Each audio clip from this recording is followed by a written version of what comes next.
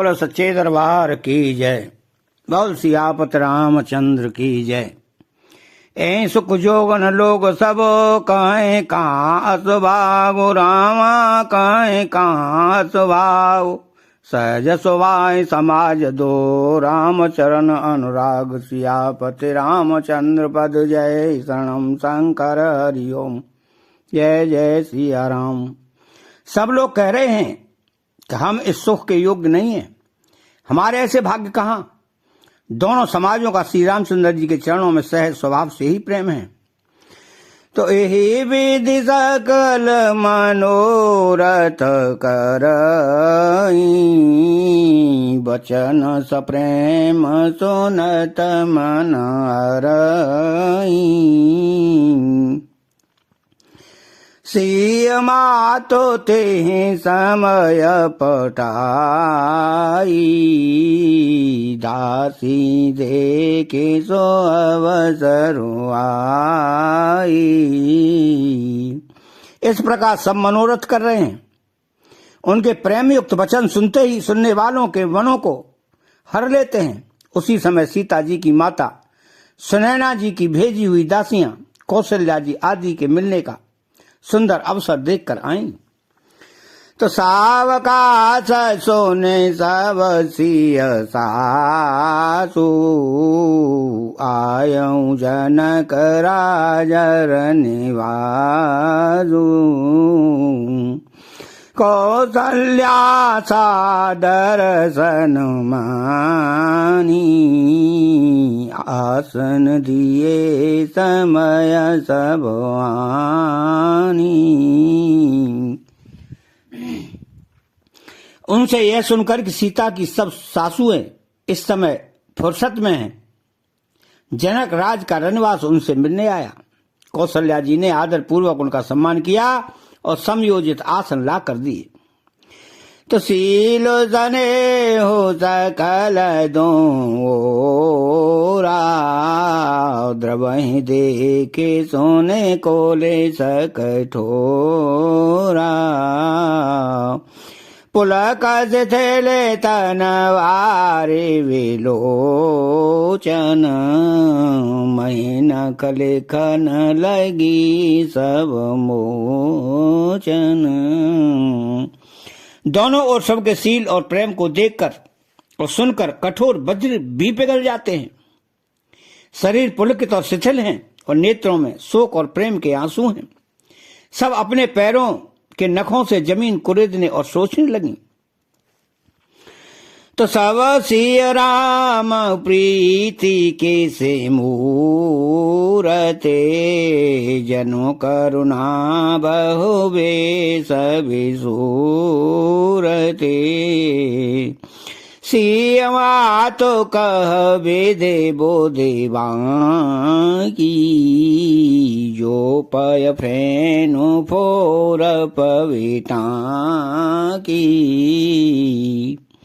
सभी श्री सीताराम जी के प्रेम की मूर्ति सी हैं, मानो स्वयं करुणा ही बहुत से वेश रूप धारण करके बिसूर रही हों, दुख कर रही हों।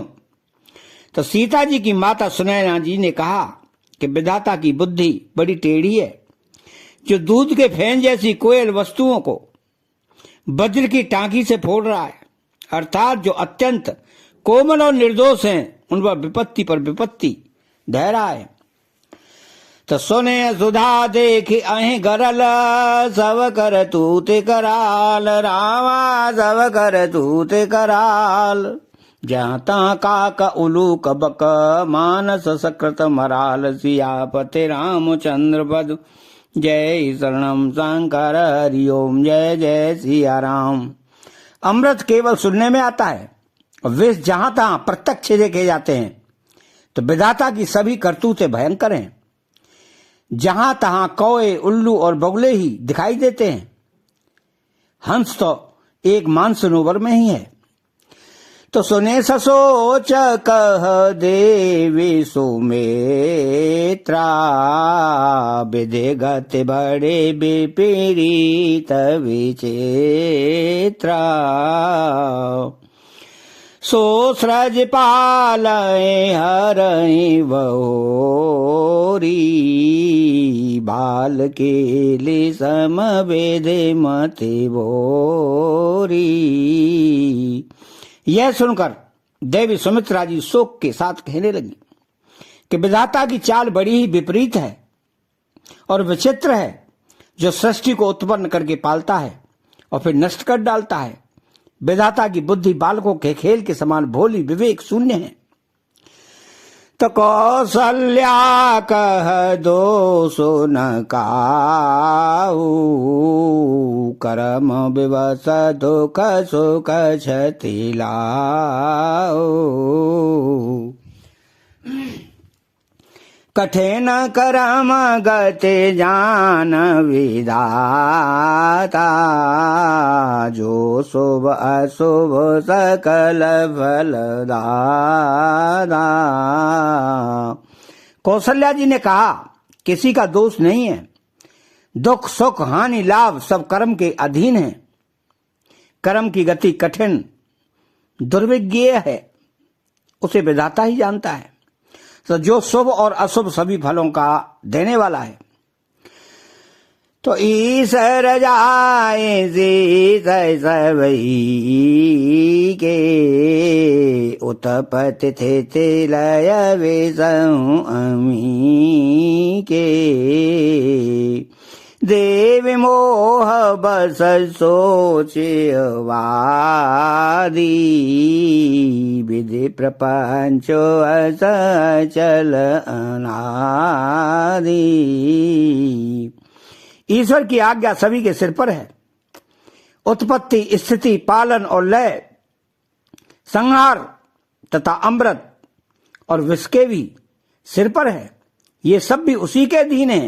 हे देवी, मोहवश सोच करना व्यर्थ है। विधाता का प्रपंच ऐसा ही अचल और अनादि है। तो भूपत जे अब मरव और आनी, सोचिय सखे लखिन जय तहानी। सीमा तो कह सत्य सुवानी, सुकृति अवधे अवधपति रानी। महाराज के मरने और जीने की बात तो हृदय में याद करके जो चिंता करती है, वह तो हे सखी, हम अपने ही हित की हानि देखकर स्वार्थवश करती हैं।